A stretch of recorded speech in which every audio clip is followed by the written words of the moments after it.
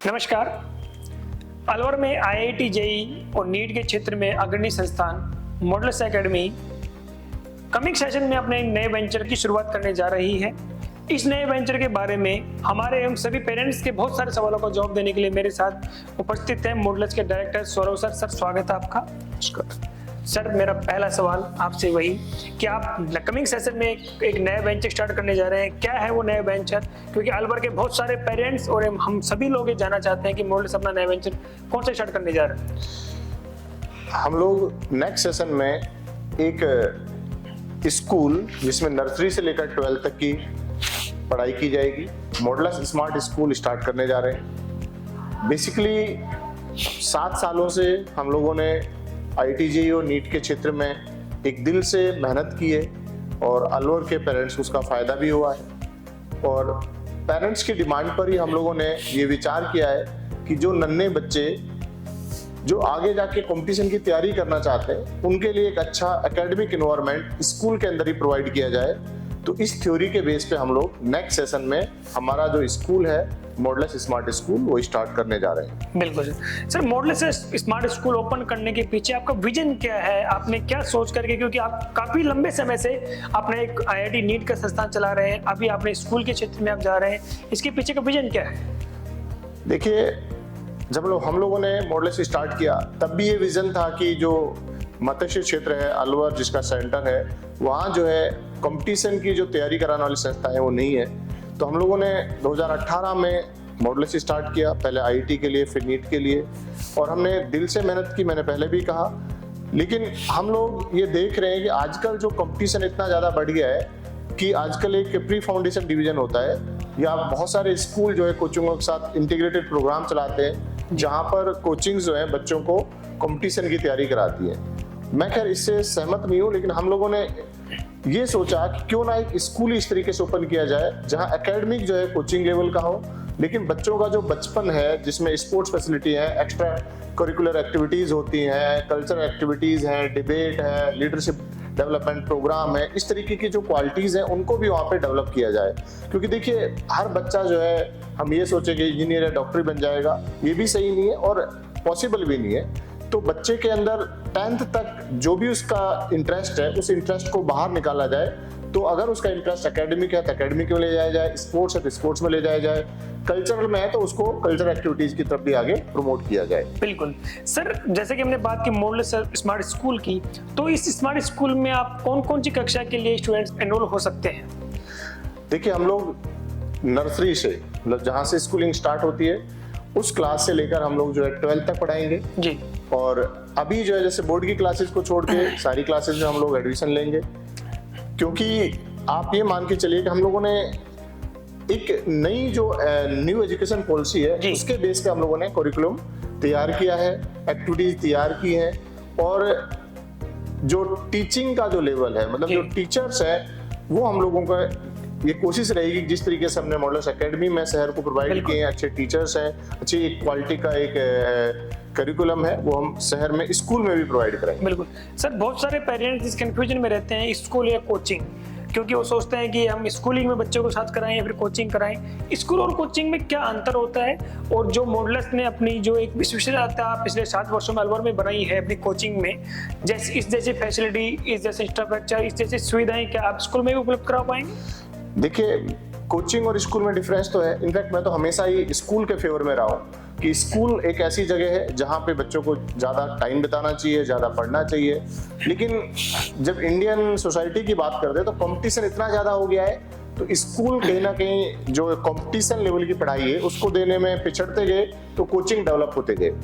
तो हमारा ये थीम रहेगा कि जो स्कूल के अंदर ही जो इन्वायरमेंट है वो बहुत पॉजिटिव किया जाए, बहुत नए नए जो क्रिएटिव आइडियाज हैं। जैसे हम लोगों ने नया ये किया है कि हमारी जो वहाँ पर भी जो टीम होगी, जो रनिंग टीम होगी, उसमें हम लोग IITian, NITian या जो IIMs इस तरीके के लोग जो जिन्होंने इस फील्ड में रिसर्च किया हुआ है, ऐसे हम लोग वहाँ पे रिक्रूट किए हैं। मैं खुद वहाँ पे बैठूंगा, तो जिससे जो नई जनरेशन वाले आइडियाज है वो उन बच्चों को सिखाए जाए, जिससे उनका जो फ्यूचर है वो अच्छे से सिक्योर हो पाए और अच्छी जगह हो जा पाए। बिल्कुल सर। आपने बात की कि वहाँ पर IITian, NITians आप वहाँ बैठाएंगे, एकेडमिक टीम के बारे में आपकी क्या प्लानिंग्स है?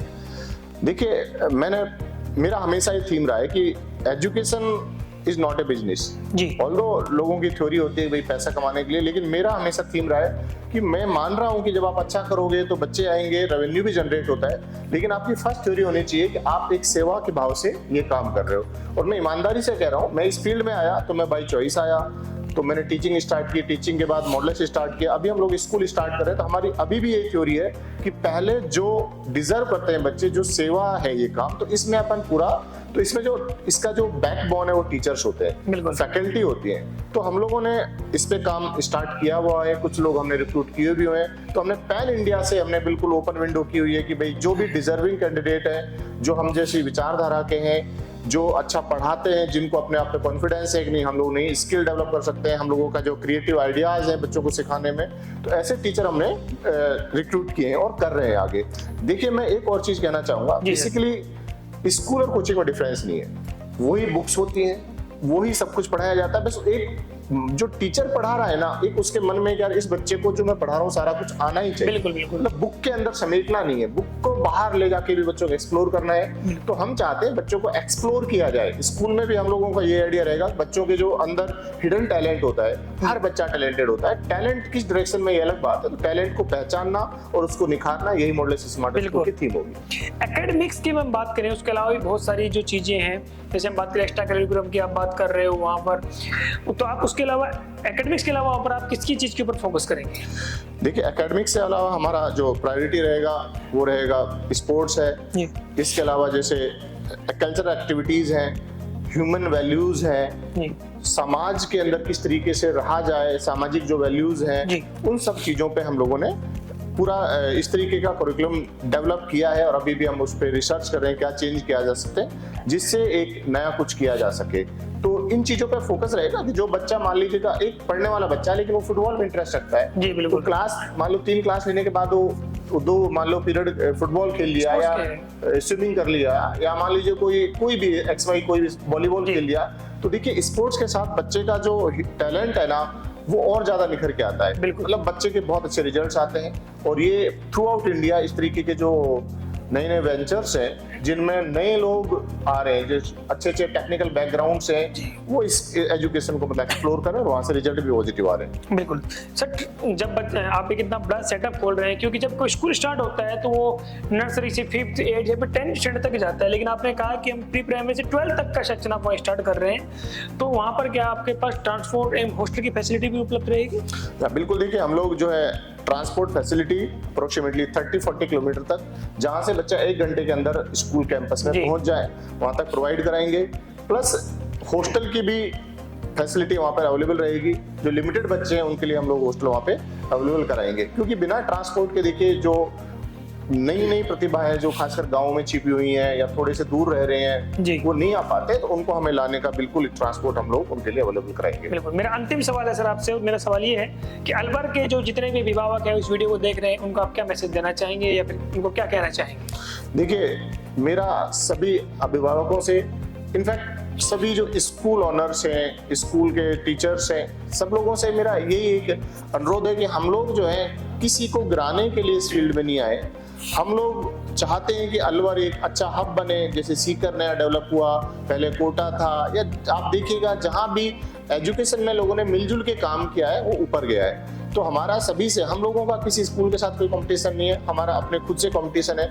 मॉडलेस ने भी यही किया है, पिछले 6 साल में हमने किसी भी कोचिंग को डिस्टर्ब नहीं किया है। स्कूल में भी हम लोगों का ये रहेगा कि हम किसी भी एग्जिस्टिंग स्कूल को डिस्टर्ब ना करके अपने नए आइडियाज, नई विचारों के साथ अपन नया कुछ दें। तो शहर हमें, मुझे विश्वास है कि जिस तरीके से हमें कोचिंग में सपोर्ट किया उसी तरीके का सपोर्ट हमें मिलने वाला है। और मैं आपको बिल्कुल आश्वस्त कर दूं कि जब हम कोचिंग में आए थे तब तो हमें एक्सपीरियंस भी नहीं था। 6 साल 7 साल से हम लोग यहाँ पढ़ा रहे हैं और हमें बच्चों के बारे में पता है, पेरेंट्स के बारे में पता है। तो जो उनकी चॉइसेस हैं, जैसा वो सोच रहे हैं, उनकी उम्मीदों से कहीं बेहतर आपके लिए विकल्प होगा।